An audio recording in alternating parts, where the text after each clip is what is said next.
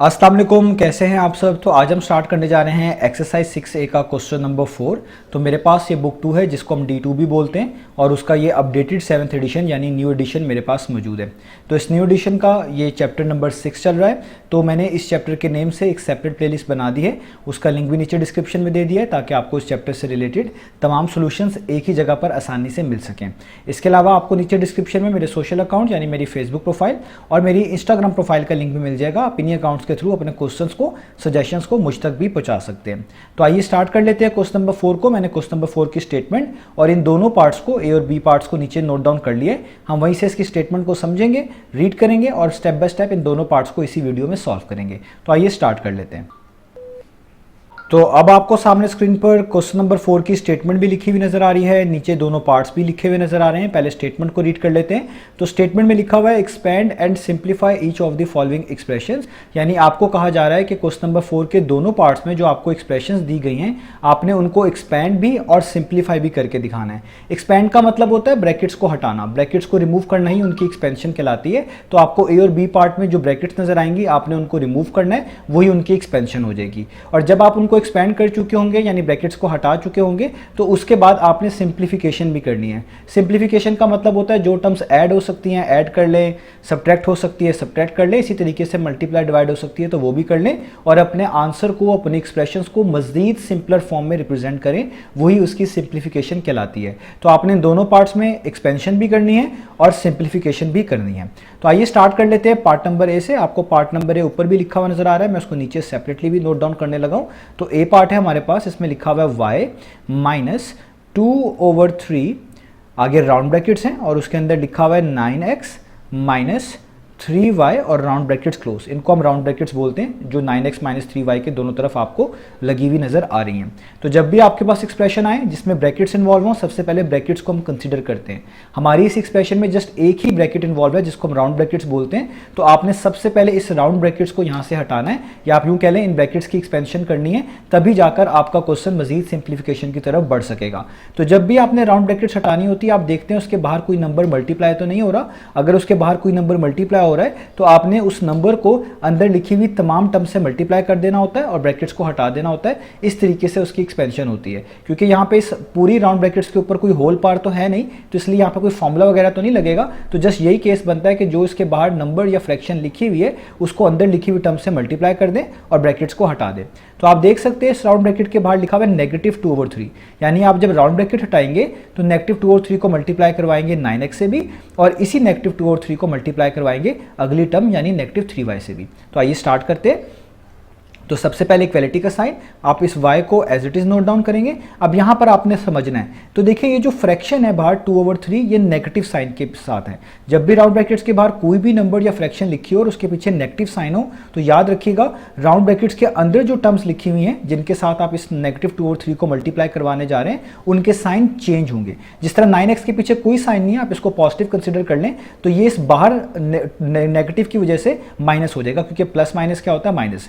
यानी जब आप -2/3 को 9x से मल्टीप्लाई करेंगे तो इसका साइन चेंज हो जाएगा और माइनस आएगा, क्योंकि ये खुद से प्लस है। सो प्लस माइनस माइनस, तो आप लगाएंगे माइनस और 2/3 को आप जिस तरह मैंने यहाँ पे लिखा है मल्टीप्लाई कर देंगे किसके साथ, पहली वाली टर्म के साथ जो कि है 9x। तो देखिए मैंने 2/3 को मल्टीप्लाई कर दिया 9x के साथ, ठीक है। अब आगे आपने चलना है, अब इसी -2/3 को आपने मल्टीप्लाई करना है अगली टर्म -3y के साथ भी। तो अगेन जब भी दो नेगेटिव नंबर्स मल्टीप्लाई होते हैं, आपको पता है कोई भी दो नेगेटिव नंबर्स मल्टीप्लाई हो तो आंसर पॉजिटिव में मिलता है, पॉजिटिव साइन के साथ मिलता है, क्योंकि माइनस माइनस क्या होता है प्लस। तो जब -2/3 को -3y से मल्टीप्लाई करेंगे तो माइनस माइनस क्या हो जाएगा प्लस, आप यहाँ पे प्लस लगाएंगे और इस 2/3 को अब आप मल्टीप्लाई कर देंगे किसके साथ, 3y के साथ। तो देखिए मैंने साइन भी चेंज कर दिए, ब्रैकेट्स भी हटा दी और बाहर लिखे हुए -2/3 को हर टर्म के साथ अलग प्रोडक्ट फॉर्म में यहाँ पर लिख दिया है। अब इसको आप फर्दर सॉल्व कर लें तो आपके पास y वैसे का वैसे ही आ जाएगा। यहाँ पे ये दो चीज़ें मल्टीप्लाई हो रही है, इनमें ऊपर नीचे और आप कह लें कैंसिलेशन हो सकती है। 3 1 टाइम्स 3 होता है, 3 3 टाइम्स 9 होता है, तो देखिए ऊपर 3 बच गया और साथ ऊपर 2 लिखा हुआ है।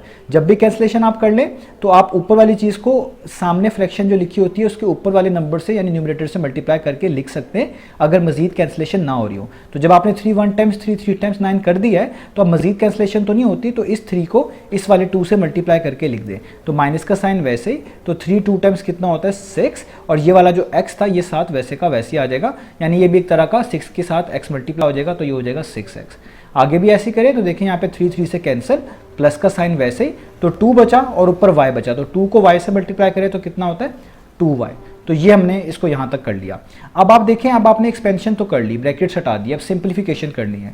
तो सिंप्लीफिकेशन के लिए आपको यहाँ पे देखना पड़ेगा कि कोई लाइक टर्म्स हैं या नहीं, यानी कोई ऐसी टर्म्स हैं जिनमें सेम वेरिएबल या सेम लेटर इन्वॉल्व हो विद सेम पावर। तो आप देखें बिल्कुल है, यहाँ पे भी y लिखा हुआ है और यहाँ पे भी 2 के साथ y लिखा हुआ है, दोनों सेम वेरिएबल है, पार भी सेम है, तो आप इनको ऐड सब्ट्रैक्ट कर सकते हैं। यानी अगर ये ऐड हो रहे हैं तो ऐड कर दें, अगर सब्ट्रैक्ट हो रहे होते तो सब्ट्रैक्ट कर देते। तो आप पहले इनको ग्रुप करें, यानी इस y को पहले लिख लें, इसके बाद ये वाली टर्म जिसके साथ y है यानी 2 के साथ y है, तो इसके पीछे प्लस का साइन है तो लिख लें प्लस 2y, और आखिरी में जाहिर बात है यही टर्म बचती है 6x वाली, इसके पीछे माइनस है तो आप लिख लें माइनस 6x। ठीक है, तो अब आप इनको सॉल्व कर लें तो y प्लस 2y कितना होता है, y के साथ आप खुद से 1 भी लिख सकते हैं, इससे कोई फर्क नहीं पड़ता।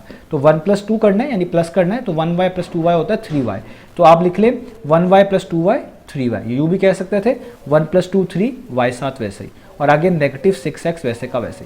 अब ये इसका आंसर है। अब मैं इसको जस्ट अरेंज करके लिखूंगा। अरेंज करने का मतलब है कि मैं x वाली टर्म्स को पहले लिख लूंगा, y वाली टर्म को बाद में लिख लूंगा। ये आप इसी स्टेप में भी लिख सकते थे पहले, ये आपके ऊपर डिपेंड करता है। ये आंसर भी ठीक है, जो अभी अरेंज करके लिख रहा हूँ वो भी ठीक है। तो देखिए 6x जो है पहले वाली टर्म है, यानी इसको मैं पहले लिखूंगा तो इसके पीछे माइनस का साइन है तो मैं लिखूंगा नेगेटिव 6x, और 3y के पीछे कोई साइन नहीं है तो हम पॉजिटिव कंसिडर करेंगे, तो हम लिख लेंगे पॉजिटिव 3y। तो ये दोनों ही आंसर्स ठीक है। ठीक है, बस फर्क ये इसमें अरेंजमेंट मैंने कर ली है, x वाली टर्म स्टार्ट में लिख ली है और y वाली टर्म बाद में, उसमें y वाली टर्म पहले है और x वाली टर्म बाद में, साइन एक जैसे रहने चाहिए, उससे फिर कोई फर्क नहीं पड़ेगा। तो आपका इस पार्ट का आंसर आ गया माइनस 6x प्लस 3y, या आप कह लें प्लस 3y माइनस 6x, दोनों के मीनिंग सेम है, यही हमने फाइंड आउट करके दिखाना था। अब चलते हैं इसके नेक्स्ट पार्ट की तरफ। तो अब आपको सामने स्क्रीन पर बी पार्ट लिखा हुआ नजर आ रहा है। मैं इसको यहाँ पर एक बार पढ़ देता हूँ कि इसमें कौन कौन सी टर्म्स लिखी हुई हैं। तो यहाँ पे स्टार्ट में लिखी हुई है एक फ्रैक्शन जो कि है -1/3। उसके आगे आप देख सकते हैं कर्ली ब्रैकेट्स है, कर्ली ब्रैकेट्स के अंदर लिखा हुआ है 6 जो कि फर्दर राउंड ब्रैकेट्स के साथ मल्टीप्लाई हो रहा है, जिसके अंदर टर्म्स लिखी हुई हैं p + q।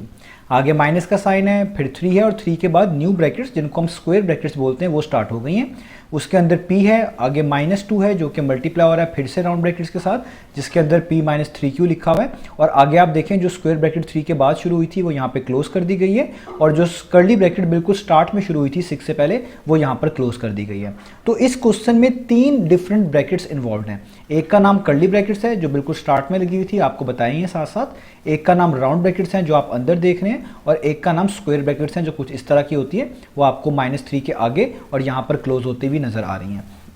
तो जब भी आपके पास इस तरह की ब्रैकेट्स आ रही हूँ, मुख्तलिफ ब्रैकेट्स आ रही हूँ आपके एक्सप्रेशन में, तो आपने देखना है कि सबसे पहले किस ब्रैकेट को हम सॉल्व करें। तो याद रखिएगा रूल ये होता है कि सबसे पहले आपने इनर मोस्ट ब्रैकेट को सॉल्व करना होता है, यानी वो ब्रैकेट जो आपको सबसे अंदर करके दिखाई दे रही है, यानी सब ब्रैकेट्स बाहर हैं और वो सबसे इनसाइड है, उस ब्रैकेट को आप सबसे पहले सॉल्व करेंगे। अगर आप देखें कर्ली ब्रैकेट तो सबसे बाहर है, उसके बाद आप देखें ये राउंड ब्रैकेट लगी हुई है p + q के आगे, उसके बाद आप देखें कि यहाँ पे -3 के साथ स्क्वायर ब्रैकेट लगी हुई है, और इस स्क्वायर ब्रैकेट के भी अंदर एक राउंड ब्रैकेट लगी हुई है जिससे ये -2 मल्टीप्लाई हो रहा है, यानी सबसे इनर मोस्ट ब्रैकेट ये बनती है जो तमाम ब्रैकेट्स को अगर आप नोटिस करें वो बाहर है और सबसे अंदर करके ये ब्रैकेट आपको दिखाई दे रही है। तो सबसे पहले आपने इनर मोस्ट ब्रैकेट को सॉल्व करना होता है, जो ज्यादातर आपको राउंड ब्रैकेट्स मिलेंगी, आप यूं कह सकते हैं सबसे पहले उस राउंड ब्रैकेट को सॉल्व करना होता है जो सबसे इनर मोस्ट हो, सबसे अंदर करके आपको दिखाई दे।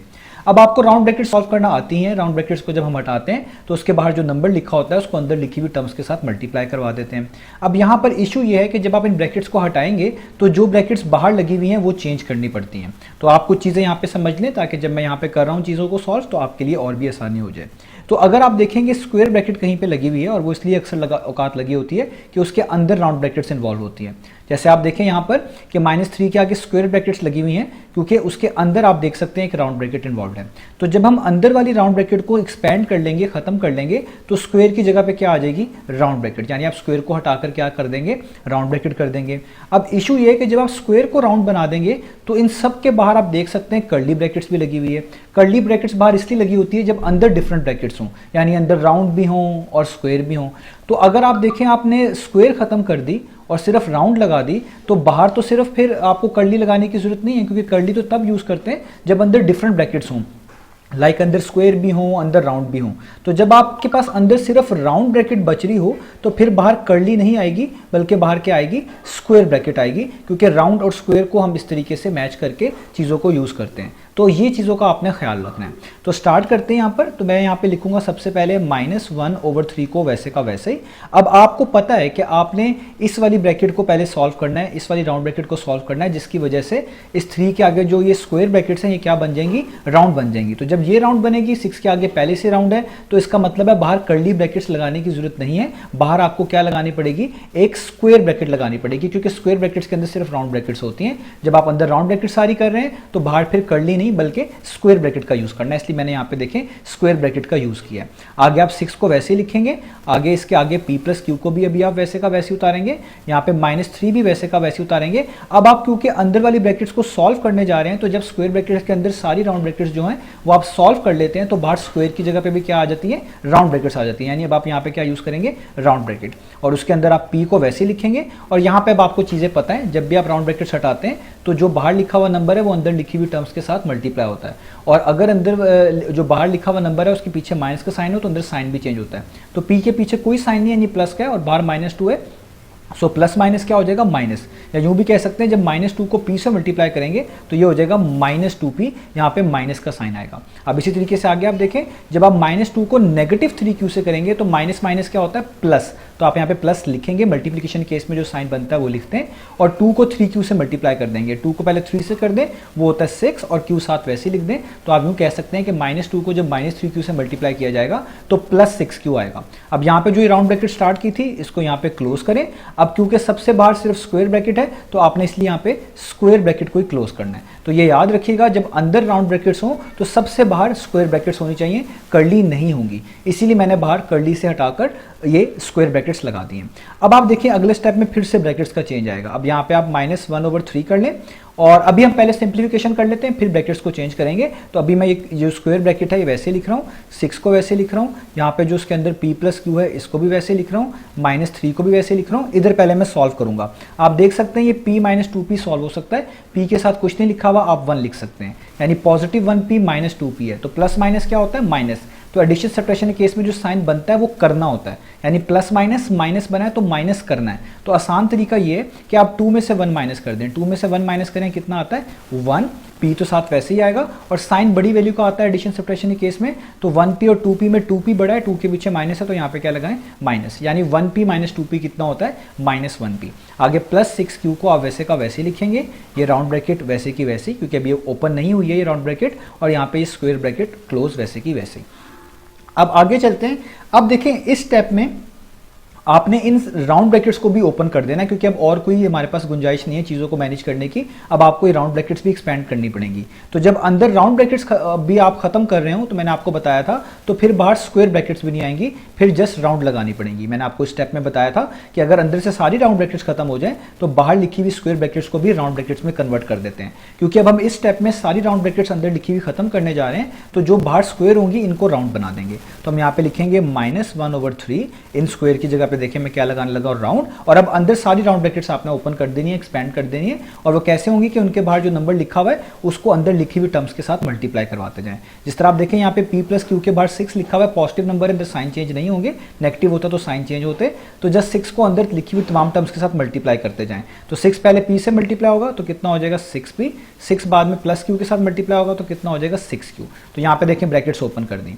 अब यहाँ पे -3 को अंदर लिखी हुई तमाम टर्म्स के साथ मल्टीप्लाई कराते जाएं। तो ये नेगेटिव नंबर है तो अंदर साइन चेंज होंगे, 1p के पीछे माइनस है तो माइनस माइनस प्लस, तो 3 को जब 1p से करेंगे तो आ जाएगा 3p, क्योंकि 3 1 टाइम्स 3 होता है, p साथ वैसे ही, और माइनस माइनस तो पहले प्लस कर चुका हूँ। अब आगे -3 को +6q के साथ मल्टीप्लाई करना है, तो माइनस प्लस माइनस, मल्टीप्लिकेशन के केस में जो साइन आता है वो लगाना होता है, तो माइनस प्लस माइनस, 3 को 6q से कर लें, 3 6 टाइम्स होता है 18, और q साथ वैसे ही लिख दें। 3 को 6 से कर दिया 18, और q साथ वैसे ही, प्लस माइनस तो माइनस हो चुका है, वो मैं आपको बता चुका हूँ। राउंड ब्रैकेट शुरू की थी तो खत्म भी करनी है, तो यहाँ पे राउंड ब्रैकेट क्या हो जाएगी, क्लोज हो जाएगी। अब यहाँ तक हमने चीज़ों को कर लिया, अब जस्ट सिंप्लीफिकेशन करनी है इन राउंड ब्रैकेट्स के अंदर, फिर एट द एंड ये बाहर वाली राउंड ब्रैकेट्स को भी हटा देंगे। तो अब यहाँ पे बचेगा -1/3। अब आप देखिए लाइक टर्म्स कौन सी, यानी वो टर्म जिनमें आपको सेम वेरिएबल या सेम लेटर नजर आ रहा है विद सेम पावर। तो देखिए यहाँ पे भी p मेंशन्ड है, यहाँ पे भी p मेंशन्ड है, तो इनको ग्रुप कर लें। यानी पहले लिख लें 6p, उसके बाद लिख लें +3p। उसके बाद आप देखिए q वाली टर्म्स हैं, ये यहाँ पे +6q, उनके जो पीछे साइन है वो यूज़ करेंगे, यानी +6q, और इधर -18q, क्योंकि इसके पीछे नेगेटिव साइन है। तो ये मैंने p वाली टर्म्स अलग कर ली, q वाली टर्म्स अलग कर ली। अब ये फर्दर सॉल्व होंगे, यहाँ पे हो जाएगा -1/3 वैसे का वैसे ही, राउंड ब्रैकेट्स। अब आप देखिए 6p में 3p ऐड हो सकता है, क्योंकि 6 + 3 कितना हो जाएगा 9, साथ p वैसे ही आ जाएगा, यानी 6p + 3p कितना हो गया 9p। यहाँ पे आप देखें प्लस माइनस माइनस, ये एडिशन सब्ट्रैक्शन का केस है, तो जो साइन बनता है वो करना होता है, तो प्लस माइनस माइनस, माइनस बना माइनस करना है। आसानी के लिए 18 में से 6 माइनस कर दें तो आपके पास कितना आ जाएगा, आपके पास आ जाएगा 12, और साथ q वैसे, यानी 6q - 18q कितना हो गया 12q। और एडिशन सब्ट्रैक्शन के केस में साइन बड़ी वैल्यू का आता है, यानी 18 का आएगा, 18 के पीछे माइनस है तो आप भी लगाएं माइनस, और राउंड ब्रैकेट को क्लोज कर दें। अब देखें इस स्टेप पे आके जस्ट ये एक सिंगल राउंड ब्रैकेट आपके पास बची है, बाकी तो तमाम आपने सॉल्व कर ली हैं। तो अब आपने इस राउंड ब्रैकेट को भी हटा देना है, और राउंड ब्रैकेट को हटाने के लिए जो भी नंबर या फ्रैक्शन बाहर लिखा होता है उसको अंदर लिखी हुई टर्म्स के साथ मल्टीप्लाई करवा दिया जाता है। तो यहाँ पे -1/3 लिखा हुआ है, इनके साइन भी चेंज कर देगा जब आप अंदर मल्टीप्लाई करवाएंगे, और राउंड ब्रैकेट्स को आप हटा देंगे, यानी ये -1/3 मल्टीप्लाई हो जाएगा 9p के साथ पहले, और फिर यही -1/3 जब -12q से मल्टीप्लाई होगा, तो मैं आपको बता चुका हूँ मल्टीप्लिकेशन के केस में जब भी दो नेगेटिव नंबर या नेगेटिव ऑफ साइन कहने आपस में मल्टीप्लाई होते हैं तो पॉजिटिव बन जाते हैं, क्योंकि आपको पता है negative number multiply by negative number क्या होता है, पॉजिटिव नंबर, यानी माइनस माइनस क्या होता है प्लस। तो जब -1/3 -12q से मल्टीप्लाई होगा तो माइनस माइनस तो क्या हो जाएगा प्लस, और जस्ट आपने 1/3 को मल्टीप्लाई करवा देना है किससे, 12q से। तो देखें बाहर लिखी हुई फ्रैक्शन को 9p से भी मल्टीप्लाई करवा के लिख दिया, यानी प्रोडक्ट फॉर्म में लिख दिया, और इसी -1/3 को -12q से भी मल्टीप्लाई करके प्रोडक्ट फॉर्म में लिख दिया, साइन यहाँ पे पहले ही चेंज कर दिया हुआ है। अब आप इनको फर्दर सॉल्व कर लें जहाँ तक ये हो सकते हैं, इनमें कैंसिलेशन होती है, 3 1 टाइम्स 3, 3 3 टाइम्स 9 होता है, तो ऊपर सिर्फ 3 बच गया और कैंसिलेशन नहीं हो सकती, तो इस 3 को इस -1 से मल्टीप्लाई करवा देना होता है ऊपर वालों को ऊपर से। तो 3 को -1 से करेंगे तो 3 1 टाइम्स 3 हो जाएगा, और नेगेटिव साइन वैसे ही आ जाएगा, यानी 3 को -1 से करने से -3 आ गया, और ये जो p बचा हुआ है साथ ये वैसे का वैसे इसके आगे आ जाएगा, यानी हो जाएगा -3p। यूँ भी आप कह सकते हैं कि 3 को -1 से किया तो -3 आया, और -3 को p से किया तो -3p बन गया, और यूँ भी कह सकते हैं यहाँ पे 3p बचा हुआ था, इसको -1 से किया तो -3p आ गया। हर तरीके से समझना आपके लिए आसान रहेगा।